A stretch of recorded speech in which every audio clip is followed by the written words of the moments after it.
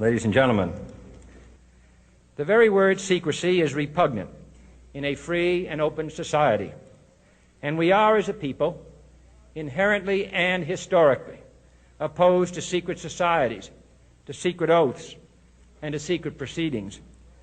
We decided long ago that the dangers of excessive and unwarranted concealment of pertinent facts far outweighed the dangers which are cited to justify it.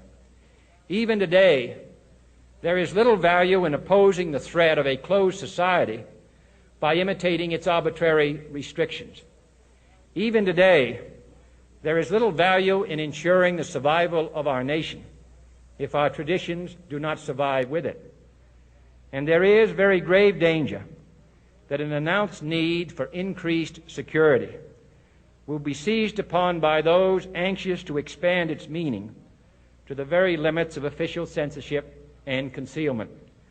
That I do not intend to permit to the extent that it's in my control.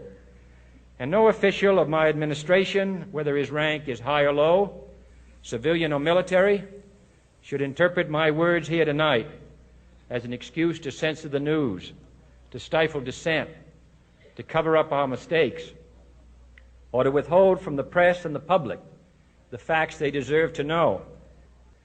For we are opposed around the world by a monolithic and ruthless conspiracy that relies primarily on covert means for expanding its sphere of influence, on infiltration instead of invasion, on subversion instead of elections, on intimidation instead of free choice, on guerrillas by night instead of armies by day.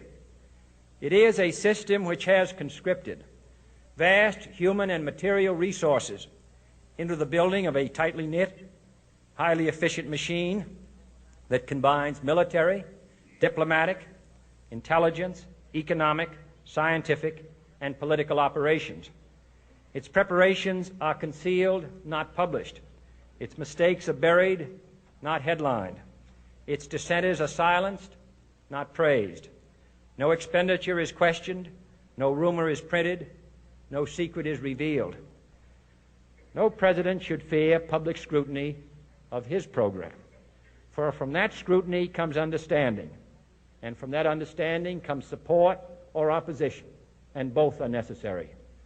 I am not asking your newspapers to support an administration, but I am asking your help in the tremendous task of informing and alerting the American people. For I have complete confidence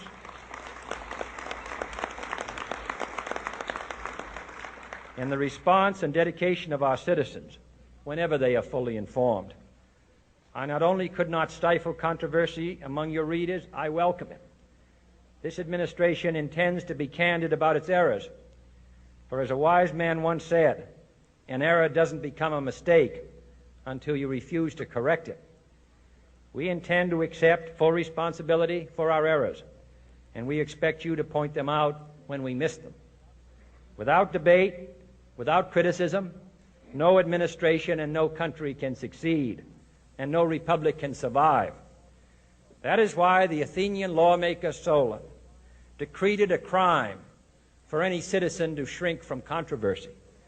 And that is why our press was protected by the First Amendment, the only business in America specifically protected by the Constitution, not primarily to amuse and entertain, not to emphasize the trivial and the sentimental, not to simply give the public what it wants, but to inform, to arouse, to reflect, to state our dangers and our opportunities, to indicate our crises and our choices, to lead, mold, educate, and sometimes even anger public opinion.